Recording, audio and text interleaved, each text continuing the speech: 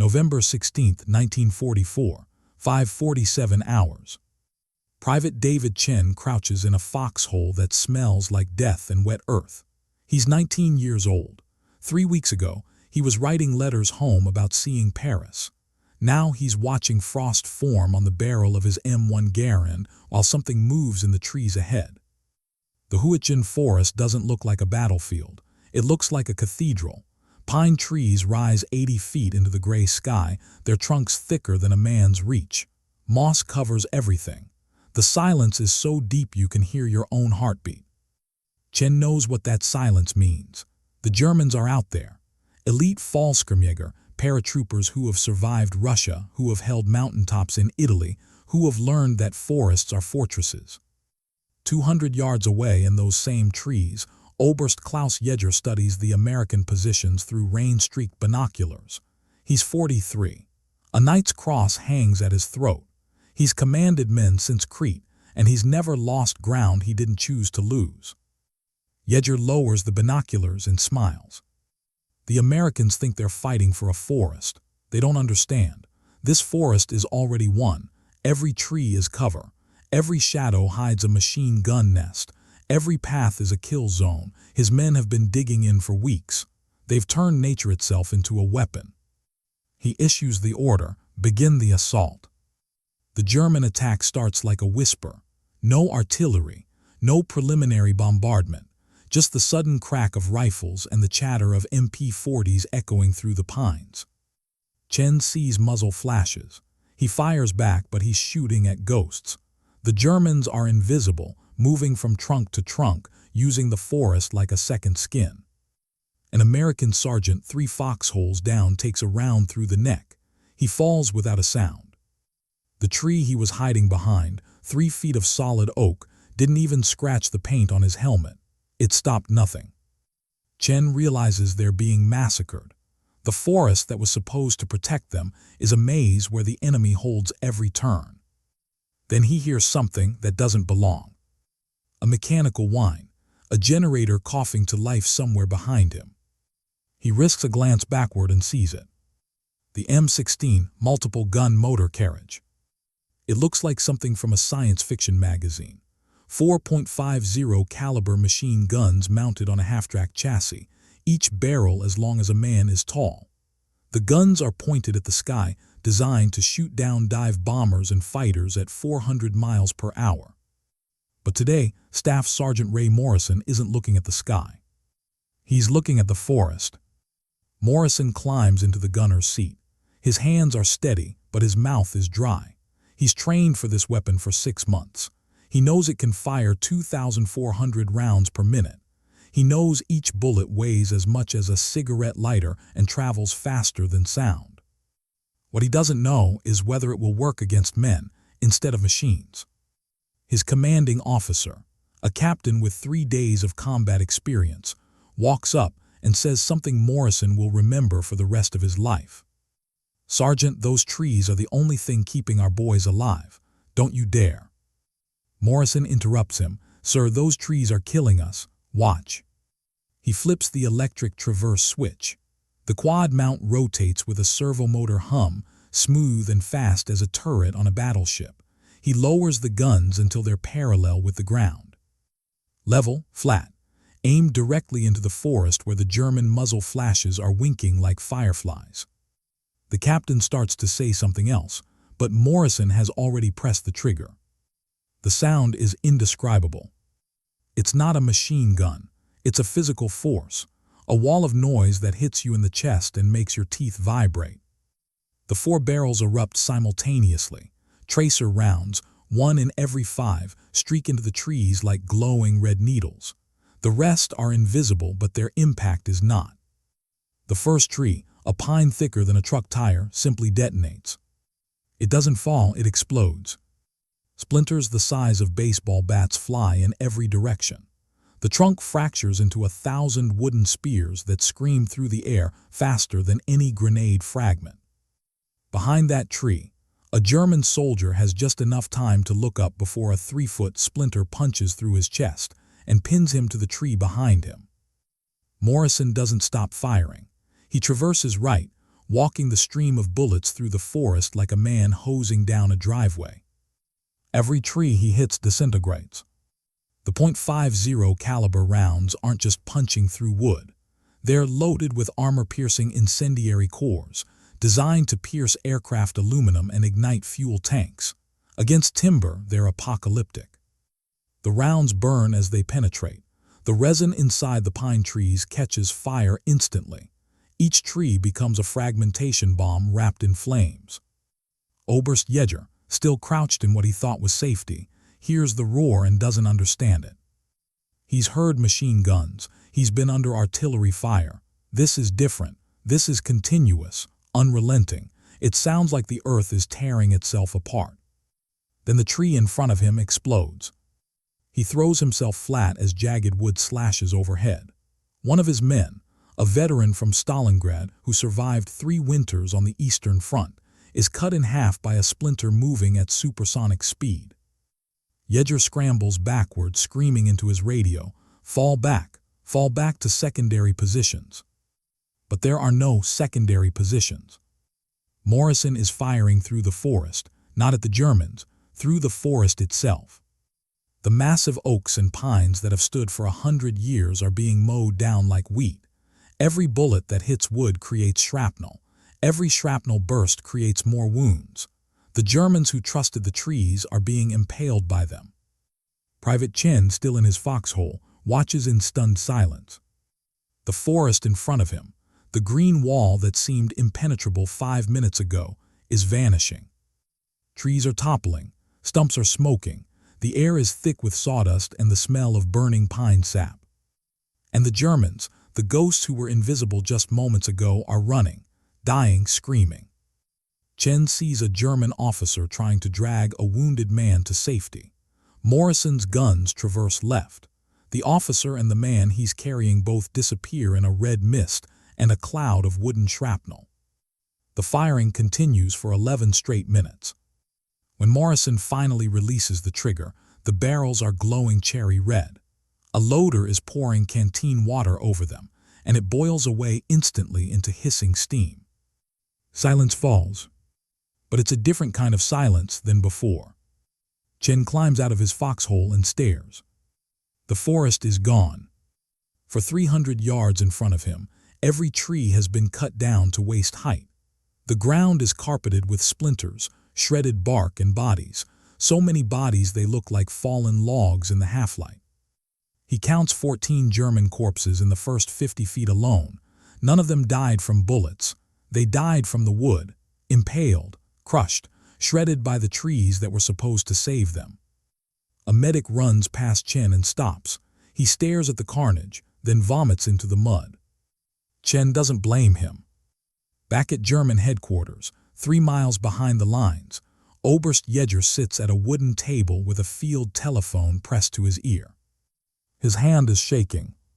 "Herr Generalmajor," he says carefully, "I need to report a new American weapon." The voice on the other end is impatient. "What kind of weapon?" "I don't know what to call it, sir. It fires, constantly. It destroyed an entire company in minutes. The men had no chance. The trees. The trees provided no cover. The trees killed them, sir." There's a long silence on the line. "Finally, explain." Jäger closes his eyes. The Americans have a machine gun that fires through trees, not around them, through them. The wood becomes shrapnel. My men were.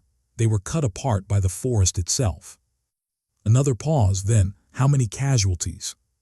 "First wave, 140 confirmed dead. Second wave, still counting, but I estimate 70 more. Total, over 200 men in less than an hour." "Against how many Americans?" "1 vehicle, sir, 1 crew." The line goes dead. Jäger sets down the phone and stares at the map in front of him. The Hürtgen Forest, marked in red, suddenly looks very different. It's not a fortress anymore. It's a trap, and he's the mouse. November 16, 1944, 21:30 hours. Night has fallen. The temperature drops to freezing. Fog rolls through the shattered forest, turning everything ghostly. The Americans dig in, expecting a counterattack. Staff Sergeant Morrison eats cold rations and doesn't taste them. He can still feel the trigger under his finger, still hear the screaming. A chaplain walks past and stops. "You okay, son?" Morrison looks up. His eyes are hollow. "I killed more men in 10 minutes than I've seen in my whole life, Padre. Am I supposed to be okay with that?" The chaplain sits down beside him in the mud. "You saved your brothers." "I turned people into hamburger." "You stopped an enemy assault." Morrison shakes his head. "I don't know what I did. I just know I'm going to see it every time I close my eyes for the rest of my life." The chaplain has no answer for that. 3 miles away, in the darkness, Oberst Yeager is making a decision he knows is insane. He has 200 men left. They're demoralized, exhausted, and terrified. Every one of them saw what happened to the first wave. But Berlin is demanding a renewed offensive. The high command doesn't believe his reports. They think he's exaggerating. They think German soldiers can overcome any American weapon with superior tactics and iron will. Yeager knows better, but he's a soldier. Orders are orders. "We attack at midnight," he tells his officers. "No shooting, knives and grenades only. We use the darkness. We use silence. We get close before they can activate that thing." His second in command, a lieutenant who survived Normandy, stares at him. "Sir, this is suicide." "I know, but it's a suicide with a chance. If we stay here, they'll hunt us down tomorrow. If we attack, some of us might break through." "And the rest?" Yeager doesn't answer.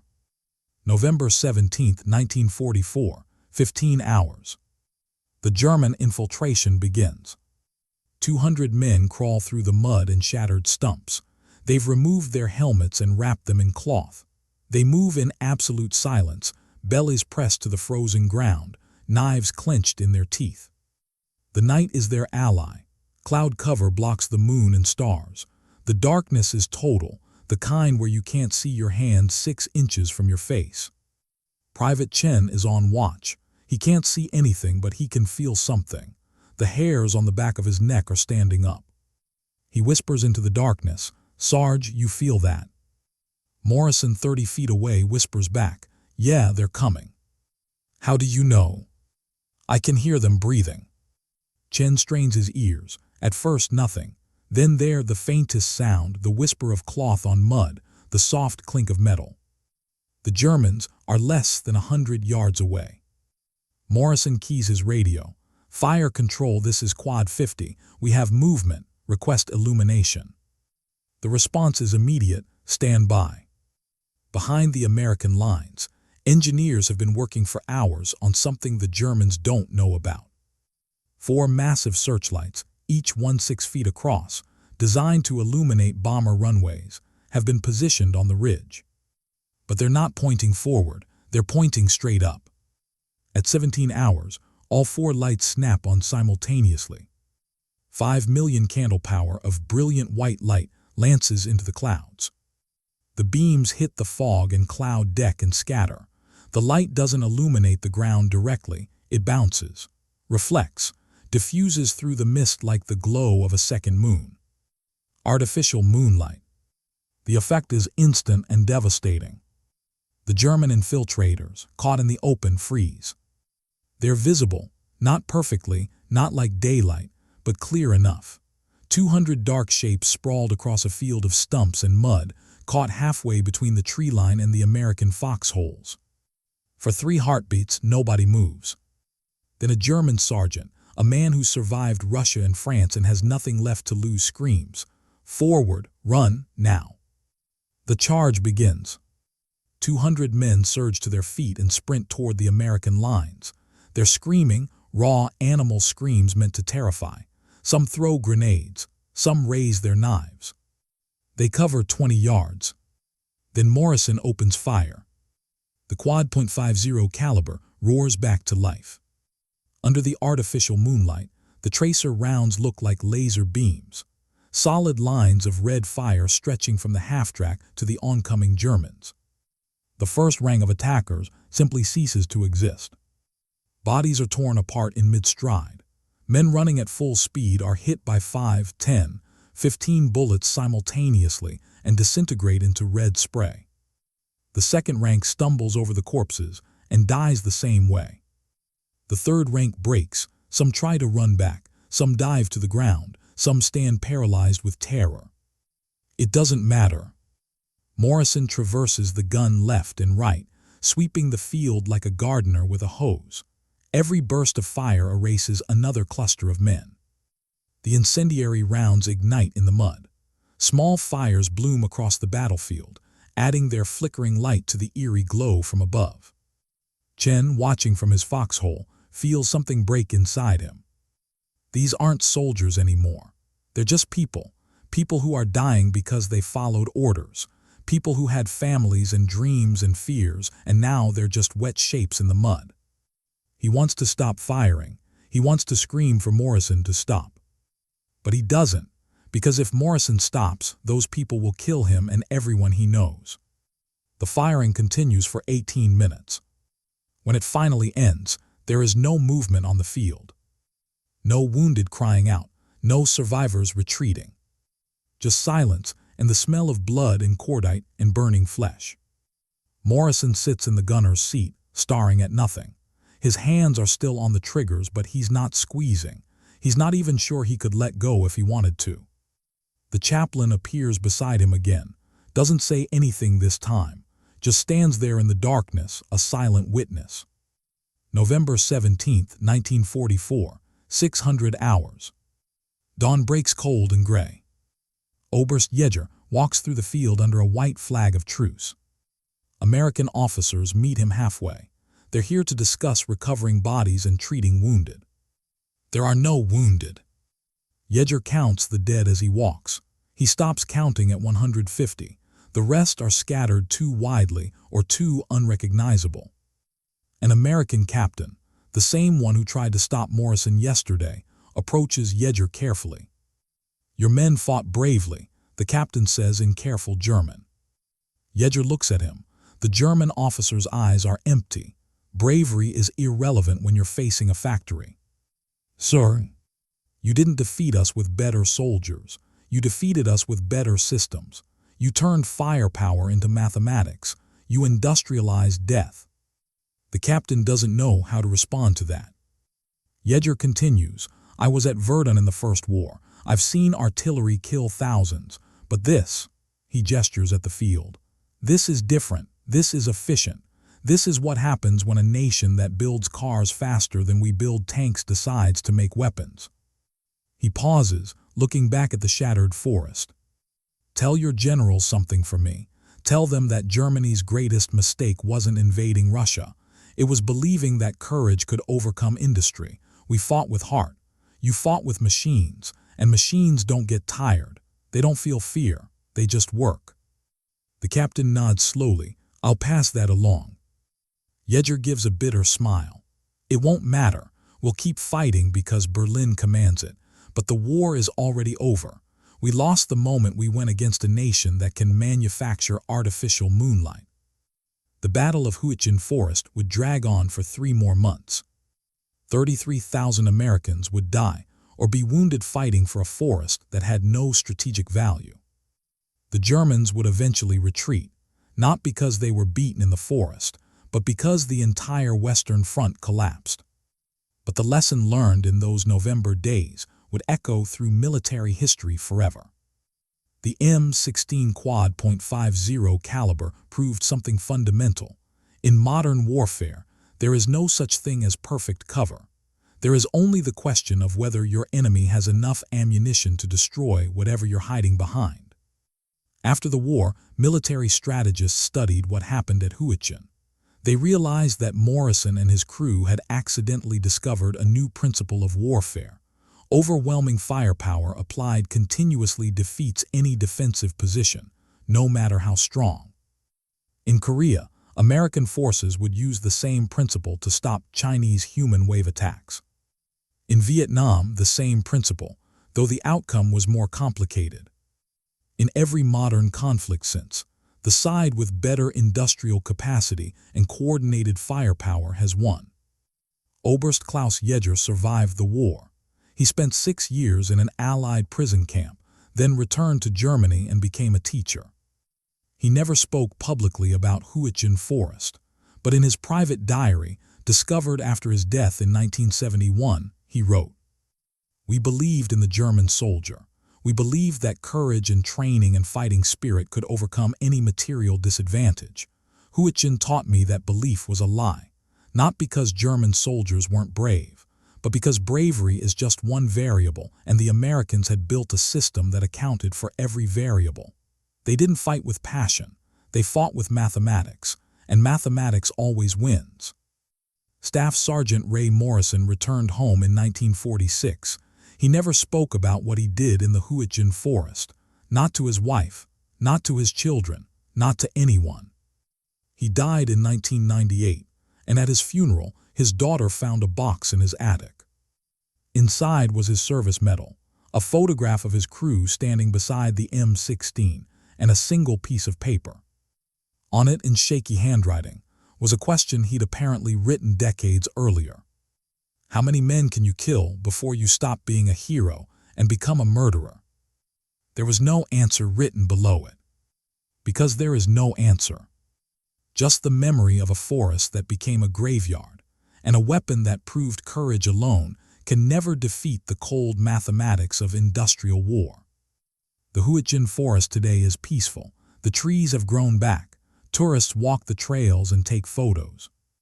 But if you dig in the soil, you still find metal, shrapnel, bullet casings, fragments of a war fought with machines that turned nature itself into a weapon.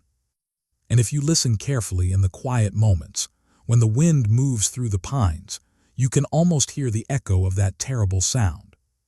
The sound of a world learning that war had changed forever. That courage was no longer enough. That the nation with the better factory would always defeat the nation with the better soldier. That's the real story of the Hürtgen Forest. Not a story about heroes and villains, but a story about what happens when human beings industrialize killing and turn warfare from an art into an assembly line. If this story moved you, if you felt the weight of what happened in those frozen woods in November 1944, do me a favor. Hit that like button. Subscribe to World War II Ember, because we're dedicated to telling these stories the way they deserve to be told, honestly, powerfully, and with respect for every person who lived through them. Drop a comment below and tell me, where are you watching from? What forgotten World War II story should we cover next? Your engagement keeps these histories alive. Your comments guide what we explore next. These aren't just stories about war. They're stories about human beings discovering terrible truths, about systems crushing individuals, about the moment the world realized that factories matter more than courage. Subscribe, hit the bell icon, and join us as we continue exploring the Ember, that glowing, dangerous moment when everything changed. Thank you for watching, thank you for remembering, and thank you for keeping their stories alive.